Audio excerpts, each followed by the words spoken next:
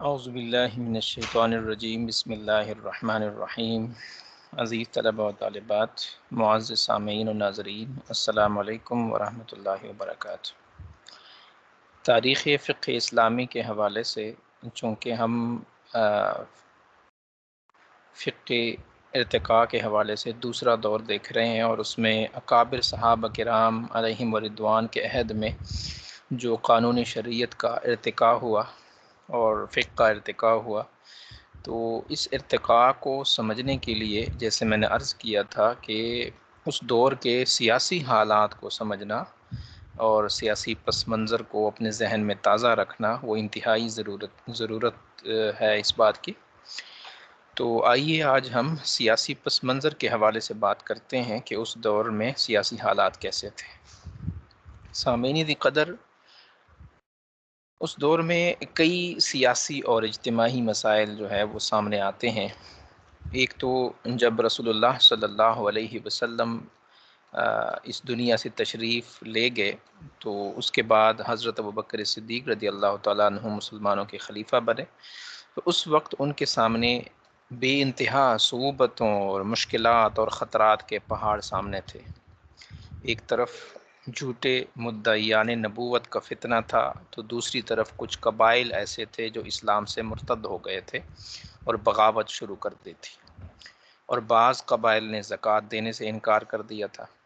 حضرت ابوبکر صدیق رضی اللہ تعالیٰ عنہ کی رسول اللہ صلی اللہ علیہ وسلم اور آپ کی ذمہ داریوں سے سچی وابستگی اور سیاسی بصیرت اور صحابہ کرام کی قوت ایمانیہ نے اسلام کی بنیادی اصولوں کو قائم و دائم رکھا اور اس طرح تمام فتنوں کا سدباب کیا۔ مرتدین، جھوٹے مدعیان نبوت اور باغیوں کا قلع کما کیا اور امت محمدیہ کی وحدت کو پارا پارا ہونے سے بچا لیا۔ تو سامعین قدر، حضرت ابوبکر صدیق رضی اللہ تعالی عنہ کی ان تمام مشکلات کے ساتھ ساتھ ایک اور بڑا مسئلہ جو دو سلطنتیں تھیں، یعنی رومی اور فارسی سلطنتیں، یہ دونوں سلطنتیں وقتاً فوقتاً جزیرہ نماء عرب کے اوپر قبضہ کے لیے کوشاں رہتی تھی۔ تو اسلام کی اشاعت اور مستقبل کے خطرہ کے پیش نظر ان دونوں سلطنتوں کے خلاف مختلف محاذوں پر مسلمانوں نے مقابلہ شروع کیا۔ علاوہ ازیں حضرت ابوبکر صدیق رضی اللہ تعالیٰ عنہ نے قرآن کریم کے جمع و ترتیب کا فریضہ وہ بھی اسی دوران بطریق احسن انجام دیا۔ تو قبل اس کے کہ ان تمام محاذوں پر کامیابی ہوتی، حضرت ابوبکر صدیق رضی اللہ تعالی عنہ کی وفات ہو گئی، اور اس کے بعد آپ جانتے ہیں کہ حضرت عمر فاروق رضی اللہ تعالی عنہ نے خلافت کی باغ دوڑ سنبھالی۔ تو ان کا بھی سب سے اہم فریضہ تمام اندرونی اور بیرونی مشکلات اور مہمات کو تکمیل تک پہنچانا تھا، مشکلات پہ قابو پانا تھا، جو حضرت ابوبکر صدیق رضی اللہ تعالیٰ عنہ کے دور خلافت میں شروع ہو چکی تھی۔ تو حضرت عمر فاروق رضی اللہ تعالیٰ عنہ کے ہاتھوں اللہ تعالیٰ نے بہت سی فتوحات مسلمانوں کو نصیب فرمائی۔ مسلمان مشرقی جانب سے بہت سارے ممالک میں پھیل گئے، اور شمال سے آرمینیا کے شہروں تک اپنا قبضہ مستحکم کر لیا۔ مغرب کی جانب مصر بھی خلافت اسلامیہ کے زیر نگیں آ چکا تھا۔ تو یہ وہ دور تھا کہ جس میں حضرت عمر فاروق رضی اللہ تعالیٰ عنہ کے عہد خلافت میں محکمہ احتساب کا باقاعدہ باضابطہ قیام عمل میں لایا گیا۔ حضرت عمر فاروق رضی اللہ تعالیٰ عنہ نے 15 ہجری میں ایک مستقل خزانہ کی ضرورت بھی محسوس کی، اور مجلس شورا کی مشاورت اور منظوری سے مدینہ منورہ میں بیت المال کا ادارہ قائم کیا۔ اسلامی حکومت کا دائرہ کار جس قدر وسیع ہوتا گیا، تو حضرت عمر فاروق رضی اللہ تعالیٰ نے صوبوں کے گورنروں اور حکام کی نگرانی میں تعمیرات کا جو کام ہے وہ نہایت منظم اور وسیع پیمانے پہ شروع کروا دیا۔ ہر جگہ سرکاری عمارتیں، رفاع عامہ کے لیے سڑکیں، پلوں اور مساجد کی تعمیر کی گئی۔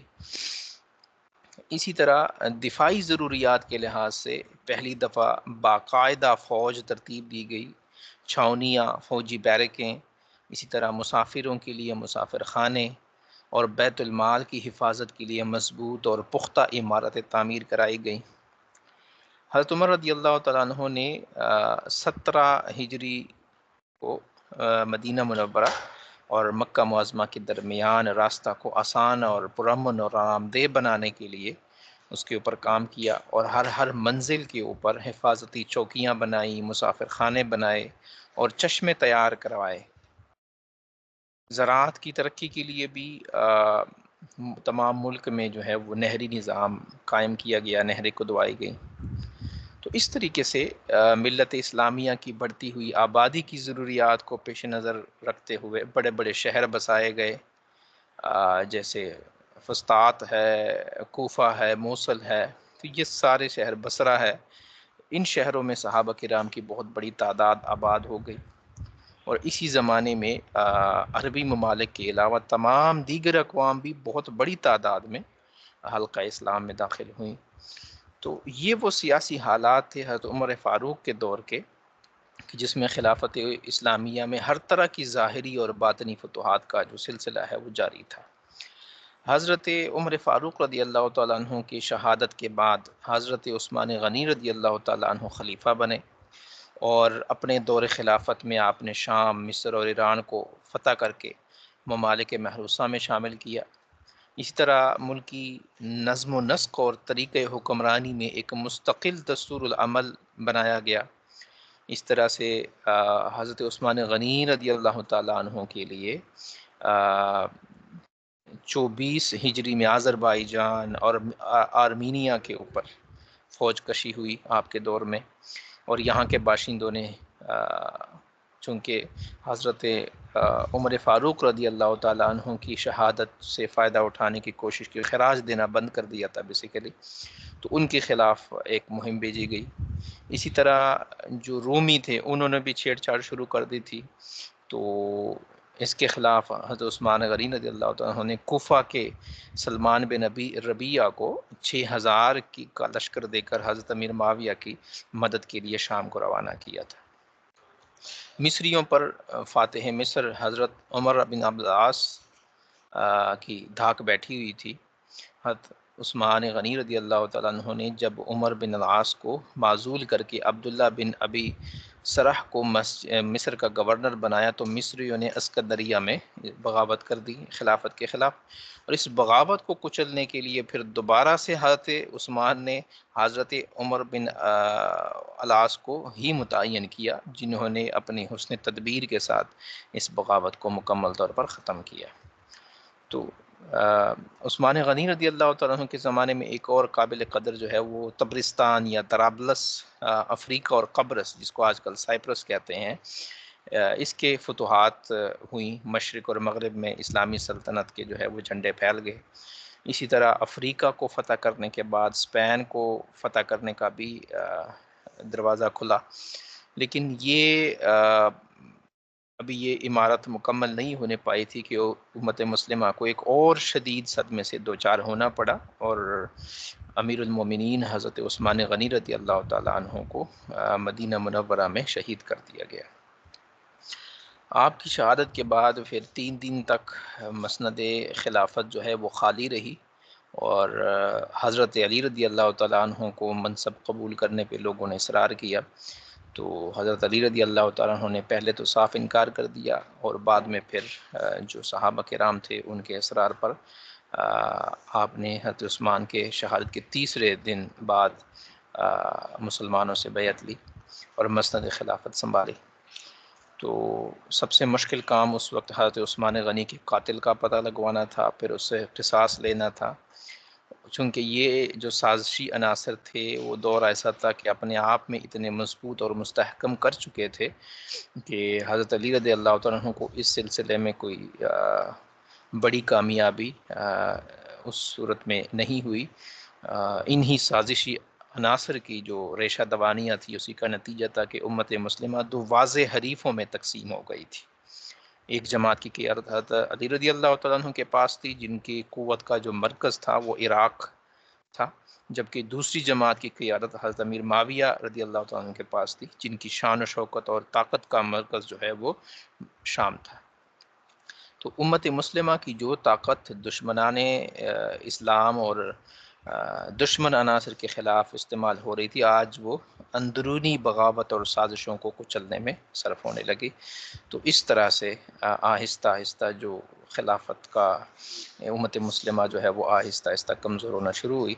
سازشیں اتنی کامیاب ہوئیں کہ دو عظیم جنگوں کی شکل میں نمودار ہوئیں، جس میں ہزاروں صحابہ کرام اور مسلمان آپس میں دست و گریبان ہونے کی وجہ سے شہید ہوئے اور امت کو ناقابل تلافی نقصان اٹھانا پڑا۔ حضرت علی رضی اللہ تعالیٰ عنہ کے معاونین میں سے ایک جماعت نے حضرت علی رضی اللہ تعالیٰ عنہ کے خلاف بھی بغاوت کر کے خروج کیا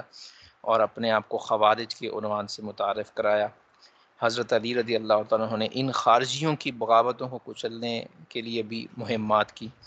اور بالآخر انہی خارجیوں کے ہاتھوں سے آپ کی شہادت ہوئی، اور حضرت علی رضی اللہ تعالیٰ عنہ کی شہادت کے بعد پوری امت مسلمہ نے پھر حضرت امیر معاویہ کی حیات پر بیعت کی۔ حضرت علی کی شہادت کا سانحہ جن حالات و واقعات میں رونما ہوا، اس وقت جو امت مسلمہ تھی وہ 4 حصوں میں تقسیم ہوئی تھی۔ ایک جماعت حضرت علی رضی اللہ تعالیٰ عنہ کے خلافت اور امارت میں متفق تھی، دوسری جماعت حضرت امیر معاویہ کی خلافت و امارت میں متفق تھی، اور شیعان علی جو حضرت علی علیہ بیت کے محبت پر قائم رہے، ایک جماعت یہ بن گئی تھی۔ پھر خوارج جو حضرت عثمان، حضرت علی اور حضرت امیر معاویہ سب کے دشمن تھے، تو اور بعد کے حالات میں بھی انہی فریقوں کا جو اثر ہے وہ خاصا نمایاں رہا۔ تو یہ ایک تاریخی پس منظر ہے، اس کو آپ نے ذہن میں رکھنا ہے۔ تو اس کے بعد ان حالات میں صحابہ کرام نے کس طرح سے اپنے آپ کو پریزنٹ کیا، دین اسلام کو پریزنٹ کیا، اور کس طرح سے حضور نبی کریم علیہ الصلوۃ والسلام کی دیے ہوئے اس دین اور ورثہ کو بچایا۔ انشاءاللہ اگلے نشست میں ہم صحابہ کرام کی جو اس حوالے سے عظمت رہی ہے اس کے اوپر گفتگو کریں گے۔ وما علینا الا البلاغ۔